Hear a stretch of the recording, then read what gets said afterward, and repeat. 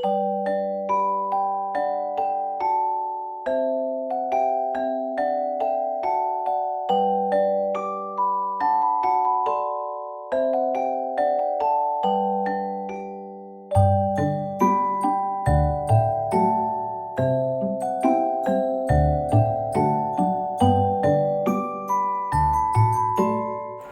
वालेकुम, मेरा नाम हूरिया नूर है और आज मैं आपको बताऊंगी मेज़बानी के आदाब।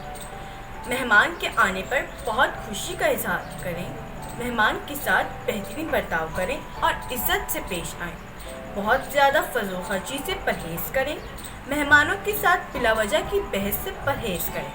किसी भी मेहमान के आने पर कभी मुँह ना बनाएं, मेहमान को अच्छे से अच्छा खाना खिलाएं, मेहमान की ज़रूरत की हर चीज़ उससे मांगने से पहले उसे मुहैया कर दें। मेहमान रुखसत होने लगे तो उसे दरवाजे तक छोड़े जाना सुन्नत है।